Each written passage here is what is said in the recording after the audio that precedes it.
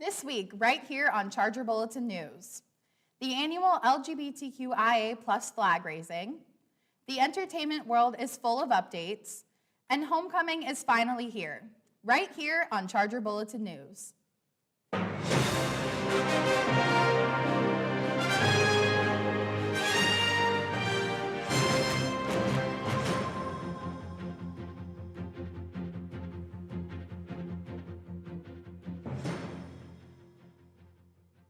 Welcome back to another episode of Charger Bulletin News. My name is Michael Crowley. And I'm Hayden Leach. Let's jump right into this week's stories. This past Tuesday, the Myatt Center for Diversity and Inclusion hosted its annual flag raising for LGBTQIA plus month. Charger Bulletin field reporter Alex Soto went to the scene at the Peterson Library flagpole to document this event. Let's head over to Alex. Good afternoon. I'm Alex Soto with Charger Bulletin News, and I'm currently standing right outside the Marvin K. Peterson Library following the raising of the Pride flag in honor of LGBTQ+ History Month as we enter October. The focus of this month is to acknowledge how far gay rights and related civil rights movements have come, but also the fact that there is still more work to do as the community still faces social and legal discrimination to this day. Hi everyone, my name is Jade Roman. I work at the Myatt Center for Diversity and Inclusion. I'm one of the assistant directors there. Very happy to acknowledge and celebrate the start of LGBTQIA+ History Month. This month, our theme is Under the Scope, and we are specifically acknowledging the work that needs to be done in healthcare for queer identities and queer folks. For those interested in getting involved, the Myatt Center for Diversity and Inclusion will host a Safe Zone training on October 7th from 5:30 to 7 p.m., focusing on allyship and the creation of safe spaces. You can register using the form on Charger Connection and head over to the Myatt Center for any more questions. The Myatt Center is continuing to post and update events that will be taking place throughout October for LGBTQIA plus month. Make sure to stay tuned in to Charger Bulletin News for all updates regarding the Myatt Center. The Division of Student Affairs Wellness Team is inviting you to attend their Health and Wellness Fair. Next Tuesday, the 8th, from 10:30 to 3:30, pop over to the Bixler Gerber Quad to get familiar with many university resources that are essential to promoting everyone's health and wellness. Students will have the opportunity to win raffle items to those who get their passport stamped by visiting student resource tables. The Charger community takes pride in embracing personal wellness and its impact on student success both in and out of the classroom. The mission of the wellness team is to empower the student body to discover happiness through a holistic approach to their health and wellness. They hope to see you there. In other news, Wellness 360 and the Holistic Wellness Committee is hosting a breast cancer walk the following week on Wednesday, October 16th in the Maxi Quad. They're currently looking for members of the university community, students, faculty, or staff with a connection to breast cancer who would like to speak as a part of the event. Interested in speaking? Email wellness360@newhaven.edu. Now let's find out what's been going on in the world of sports.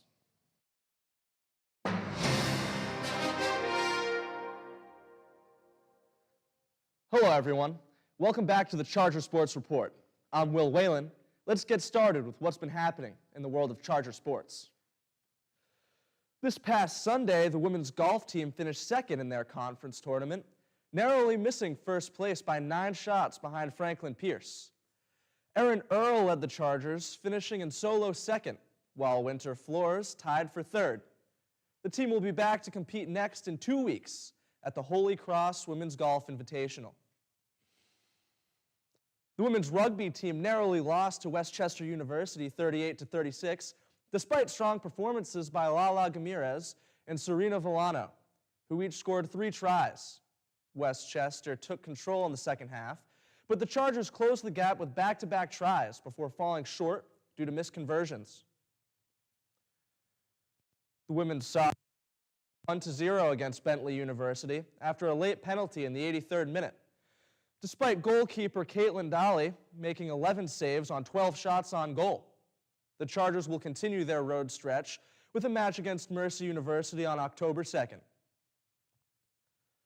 The New Haven men's soccer team had a late comeback, but ultimately fell 3-2 to the reigning national champion Franklin Pierce, dropping their season record to 4-3-1. Senior captain Adam Lindstrom scored in the 83rd minute, assisted by rookie Luke Fasella, while goalkeeper Archie Watts made a season-high 7 saves. The women's volleyball team swept Holy Family 3-0 in their final tri-match weekend, maintaining their dominance from Friday's wins with standout performances from players like Grace Juergens and Tori Borton. The Chargers controlled every set, never trailing, and secured their victory with a decisive 25-16 third set. On the men's side, the football team defeated Bentley 45-34, powered by an impressive ground game that totaled 406 rushing yards, with standout performances from Christopher Hayes and Zone Laney. Quarterback Dalen Menard added 132 passing yards and 3 touchdowns, while defense held Bentley off in key moments, securing the Chargers their 3rd win of the season. Charger football will be back home this weekend with the annual homecoming game. They'll be facing off against American International with a 1 o'clock kickoff. This week is Pink Out in honor of Breast Cancer Awareness Month, so make sure to throw on your pink and head up to Smurf Turf on Saturday. This has been your Charger Sports Report. For more schedules and updates, check out Charger Athletics to check out Charger Athletics at newhavenchargers.com. I'm Will Whalen, and we'll see you next week with more in the world of sports. Let's head over to entertainment with Jade.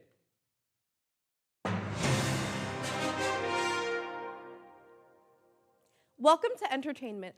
I'm Jade Edwards-Figueroa, and it has been an eventful week. Let's jump right in. The world of film and theater is mourning the loss of one of its most cherished stars, Maggie Smith, who passed away this Friday, September 27th, at the age of 89. Known for her extraordinary talent and illustrious career that spanned over 7 decades, Smith's passing marks the end of an era in British cinema and stage. Smith gained international fame for her role in The Prime of Miss Jean Brodie, earning her first Academy Award in 1969. While Smith played a wide variety of characters, bringing each role to life with her remarkable range and versatility, she is arguably most well known for her role as the stern yet compassionate Professor McGonagall in the Harry Potter films. Tributes have poured in from around the world. Harry Potter co-star Daniel Radcliffe called her true legend, noting, quote, "Her generosity and humor on set were unparalleled. She elevated every scene she was in." Emma Thompson, another colleague, described her as an acting giant. Dame Maggie Smith's passing leaves an undeniable mark on the world of entertainment. Her legacy will endure through the timeless performances she left behind, the countless actors she inspired, and the millions of hearts she touched through her memorable characters. This past Sunday, Logan Paul took to social media to welcome his first child into the world. Logan's Instagram post included a photo of Nina Egdahl, his fiancée, and of course his new daughter. The two broke the news they were expecting a child in April of this year. The post was captioned, "Esme Egdahl Paul has entered the chat." The reception by his fans have been overwhelmingly positive, with the post receiving 1.2 million likes. Even with the positive reactions, this birth has received some negative pickup. Controversy strikes around the actual content accompanied by his daughter's birth. Paul made sure to plug his brand, Prime, on his Snapchat stories. Even so, celebrities like Patrick Mahomes, Michael Rubin, and his brother Jake Paul met in the comment section to congratulate Logan. If you're a Disney Originals fan, you do not want to miss this. Selena Gomez returns to our screens as she reprises her role of Alex Russo as a guest star for the reboot of Disney classic Wizards of Waverly Place. This is a huge return for Selena, as we haven't heard much from her plan in regards to returning to television. David Henry will also be returning as a regular character, Justin Russo. Billy, played by Janice Leanne Brown, is a young wizard in need of assistance. She finds Alex Russo, who then brings her to her brother, to help her learn how to navigate her powers. This trailer shows us a glimpse of Justin's life as a father with no powers, living a normal life until Billy turns his world around. From what we can tell, Justin is on a new journey of teaching Billy, as well as his two sons, Roman and Milo Russo, magic. And this new adaptation is bringing everything to the table, and it's definitely nostalgia. Wizards Beyond Waverly Place will be premiering on October 29th, only on Disney+. Netflix is in the spotlight yet again this week with the release of their documentary, Mr. McMahon. This documentary covers the life story of the longtime CEO of World Wrestling Entertainment, Vince McMahon. McMahon has had many controversies over the years, everything from lying to wrestlers and breaking unwritten rules of the business to crimes as heinous as sexual assault. Most of the interviews in this documentary were filmed prior to McMahon's most recent scandal, placing him under federal investigation for sex trafficking allegations. This documentary brings to light how blurry the line is between the on-screen villain persona, Mr. McMahon, and the real-life billionaire boss, Vince. Some people say they're the same and that the character was only used as a smokescreen to hide McMahon's nefarious acts. Needless to say, this will bring fresh eyes to Netflix, as WWE will begin streaming on their platform in January 2025. Lady Gaga's highly anticipated album, Harley Quinn, serves as an accompanying album to the upcoming film Joker Folie Deux. This album, featuring 13 tracks, includes 11 cover versions of classic songs like Judy Garland's Get Happy and Sinatra's That's Life. With 2 original songs, Folie Deux and Happy Mistake, the standout track is The Joker, showcasing Gaga's stunning vocals and unique takes on these timeless classics, offering a nostalgic yet modern twist. Fan of Gaga or classic jazz, you'll be sure to appreciate this bold project. That's all for this week. We'll see you next week with new updates in the world of entertainment. Now let's head back to the desk with Hayden. Homecoming week is in full swing. Let's head over to Student Life to see what's happening on campus as we gear up for this weekend.